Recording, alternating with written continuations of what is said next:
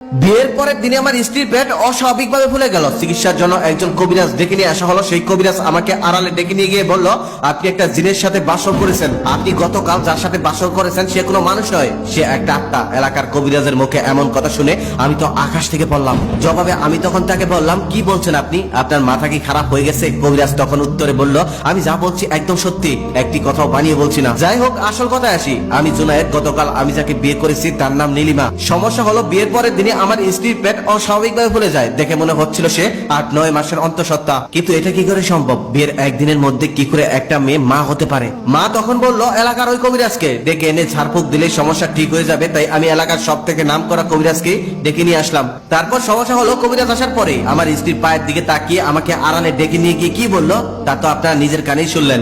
আমি তখন কবিরাজকে বললাম, আপনি যা বলতেছেন তার প্রমাণ দিতে পারবেন তো? কবিরাজ তখন বলল, আমার কোনো প্রমাণ দিতে হবে না, আপনি নিজেই তার প্রমাণ পেয়ে যাবেন। আমি তখন বললাম, কিভাবে? কবিরাজ তখন বলল, তুমি তোমার স্ত্রীর কাছে গিয়ে পা দেখতে চাইবে। যদি সে কোনো সাধারণ মানুষ হয় তাহলে সে তোমাকে পা দেখাবে, আর যদি সে সাধারণ মানুষ না হয় তাহলে পা দেখাতে চাইবে না। আর যদি পা না দেখাতে চায় তাহলে তুমি বুঝে নিও সে কোনো সাধারণ মানুষ নয়, সে একটা ভয়ঙ্কর আত্মা। কারণ আত্মাদের পা মানুষের মতো সোজা থাকে না, আত্মাদের পা উল্টো থাকে। আমি তখন কবিরাজকে জিজ্ঞেস করলাম, তাহলে তার পেট ফুলে যাওয়ার কারণ কি? কবিরাজ তখন বলল, সে মা হতে চলছে। আমি তখন সেই কবিরাজকে অবাক হয়ে বললাম, এটা কি করে সম্ভব? একদিনের মধ্যে কি করে মা হওয়া যায়? কবিরাজ তখন বলল, এর ব্যাখ্যা আমার কাছেও নেই, কিন্তু সে যে মা হতে চলছে এটা একদম সত্যি। কবিরাজ তখন উল্টো আমাকে জিজ্ঞেস করলো, আচ্ছা বিয়ের দিন আসার সময় কোথাও কি তোমাদের বরযাত্রীর গাড়ি থামিয়েছিলে? আমি তখন একটু ভয় পেয়ে গেলাম আর বললাম, হ্যাঁ, একটি জঙ্গলের ভিতরে আসার পর আমাদের গাড়িটা নষ্ট হয়ে গিয়েছিল, আর সেই জন্যই সেখানে আমাদের গাড়িটা থামাতে হয়েছিল।